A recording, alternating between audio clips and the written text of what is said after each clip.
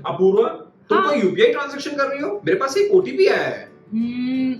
Oh yes यार, actually ना वो हम लोग ने OLX पर अपना जो सोफा नहीं सेल आउट करने के लिए डाला है, तो उसके लिए सेलर आया था, उसने ये बोला है कि आपके पास एक ओटीपी आएगा और वो उसको दे देंगे तो हमारे पास फंड्स आ जाएंगे अकाउंट में, तो इसी के लिए आया होगा, कोई ऐसी प्रॉब्लम वाली बात नहीं है। नहीं नहीं नहीं, रुक जाओ रुक जाओ। क्यों? ओटीपी हाँ पैसे लाने के लिए? हाँ। आज हम आपको इस वीडियो में बताएंगे कि फ्रॉडस्टर्स कैसे यूपीआई के थ्रू फ्रॉड्स कर रहे हैं, कैसे हम उन फ्रॉड से बच सकते हैं, एंड साथ ही साथ हम आपको बताएंगे कि अगर आपके साथ यूपीआई फ्रॉड हुआ है तो आपको क्या एक्शन लेना है। Hello everyone, I am Apoorva Bhatnagar, once again back on my YouTube channel AB earn learn save. Hope कि आपको हमारा लास्ट वीडियो पसंद आया होगा। आज हम बात करने वाले हैं यूपीआई फ्रॉड्स के ऊपर। हम सब जानते हैं कि यूपीआई के थ्रू जो पेमेंट्स करना होता है वो बहुत ही इजी होता है और मोस्टली हम सभी लोग अपने डे टू डे पेमेंट्स के लिए यूपीआई का इस्तेमाल करने लगे हैं। अब हमें ये लगता है कि क्योंकि इसमें बैंक डिटेल्स इन्वॉल्व नहीं है और सिर्फ मोबाइल नंबर या फिर यूपीआई आईडी के थ्रू पेमेंट्स हो जाते हैं तो ये पूरा ही सिक्योर है। दैट मींस कि जो यूपीआई के थ्रू पेमेंट्स हम करते हैं वो पूरे सिक्योर है, तो ऐसा बिल्कुल भी नहीं है।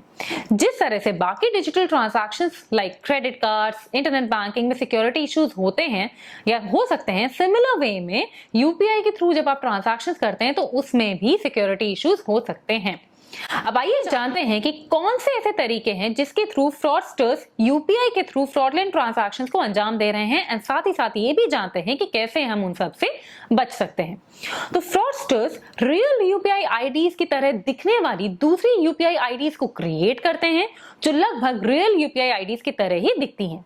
अब इन केसेस में आपको चेक करना है कि आप जिस यूपीआई आईडी के साथ डील कर रहे हैं वो सही है भी या फिर नहीं। आपको उनकी वेबसाइट्स पर जाकर चेक करना चाहिए, वहां पर आपको उनकी रियल जो यूपीआई आईडी है वो पता चल जाएंगी। सेकंड, जो फ्रॉडस्टर्स हैं वो पेमेंट रिक्वेस्ट ऑप्शन को मिसयूज कर रहे हैं। अब वो कैसे? वो सेलर से जो कि ऑनलाइन जो भी सामान सेल आउट करना चाह रहे हैं वो उनसे ओटीपी या फिर पिन की डिमांड कर रहे हैं ट्रांजैक्शंस को ऑथराइज करने के लिए। अब आप सोच रहे होंगे कि आखिर वो डिमांड कैसे करेंगे किसी ओटीपी या फिर पिन की। तो वो इस तरह से कर रहे हैं कि जैसे अगर किसी सेलर ने अपने सामान को सेल आउट करने के लिए वेबसाइट पर अपना जो भी है वो जो पिक्चर्स है वो उन्होंने डाली, तो ये फ्रॉडस्टर्स ऐसे प्रिटेंड करेंगे कि जैसे उन्हें वो सामान अभी बाय करना है। अब वो पेमेंट रिक्वेस्ट इनिशिएट करते हैं एंड सेलर से कहते हैं कि उन्हें क्यूआर कोड आएगा जिसे उन्हें स्कैन करना है एंड उसके साथ ही साथ उन्हें ओटीपी या फिर पिन एंटर करना होगा सो दैट ट्रांजैक्शन कंप्लीट हो सके। बट अब जैसे ही सेलर वो ओटीपी या फिर पिन एंटर करता है, वो फ्रॉडस्टर जिसने पेमेंट रिक्वेस्ट इनिशिएट किया था वो उस ट्रांजैक्शन को ऑथराइज कर रहा होता है। दैट मीन्स कि जो भी पेमेंट इनिशिएट किया है बायर ने, दैट मीन्स कि फ्रॉडस्टर ने उसे आपने ऑथराइज कर दिया वो पिन या फिर ओटीपी एंटर करके, एंड इंस्टेड ऑफ सेलर को फंड रिसीव होने के वो पैसा उसके अकाउंट से विड्रॉ हो जाता है, मतलब कि डेबिट हो जाता है।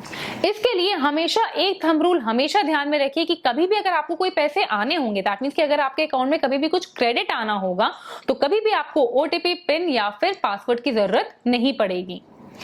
हमेशा सचेत रहें एंड कभी भी किसी भी अननोन नंबर या फिर नंबर्स जो कि ओपनली वेबसाइट्स पर अवेलेबल हैं उनकी ऑथेंटिसिटी को चेक किए बिना कभी भी उन्हें एंटरटेन मत कीजिए। जो फ्रॉडस्टर्स हैं वो फेक वेबसाइट्स, एप्स क्रिएट कर सकते हैं एंड इन सब के जो लिंक्स हैं वो एसएमएस, ईमेल्स, इन सब के थ्रू वो लोगों को भेज रहे हैं बल्क में। सो किसी भी अननोन लिंक या फिर वेबसाइट पर क्लिक ना करें बिना उसकी ऑथेंटिसिटी को चेक किए। तो अब आपको किन बातों का ध्यान रखना चाहिए ऑनलाइन ट्रांजैक्शंस करते वक्त? तो सबसे पहले तो आपका जो ओटीपी और पिन है वो किसी के साथ भी शेयर मत कीजिए। जो एंटीवायरस सॉफ्टवेयर होते हैं उनको हमेशा डाउनलोड करके रखिए अपने मोबाइल या फिर लैपटॉप पर जिसके थ्रू आप ट्रांजैक्शंस करते हैं। किसी भी अननोन वेबसाइट या फिर लिंक पर क्लिक कभी मत कीजिए। हमेशा आपका जो फाइनेंशियल डेटा है या फिर जो सोशल मीडिया अकाउंट्स हैं उन्हें किसी ट्रस्टेड वाईफाई अकाउंट्स पर ही एक्सेस करें एंड ओपनली यूज्ड वाईफाई पर नहीं, लाइक एयरपोर्ट, स्टेशन एक्सेट्रा। और हाँ, अपना केवाईसी अपडेटेड जरूर रखें बैंक के साथ। And last but not the least कि अपने बैंक अकाउंट स्टेटमेंट को रेगुलर इंटरवल्स पे चेक करते रहिए। और हाँ, ये एसएमएस और ईमेल अलर्ट जो फैसिलिटी होती है जो बैंक प्रोवाइड करते हैं उनको जरूर अवेल कीजिए।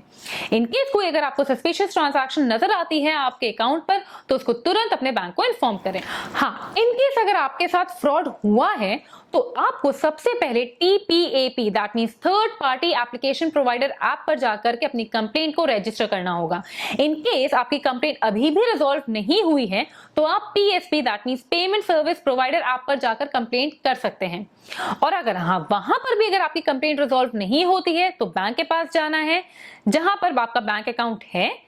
इफ स्टिल अगर आपकी जो कंप्लेंट है वो रिजॉल्व नहीं हुई है तो फिर आपको NPCI के पास जाना है that means national payment corporation of India. And in case ये सारे के सारे ऑप्शंस ट्राई करने के बाद भी अगर आपकी जो प्रॉब्लम है वो अनरिजॉल्व रहती है तो आप RBI के बैंकिंग ओम्बड्समैन में जाकर के भी अपनी कंप्लेंट को रजिस्टर कर सकते हैं।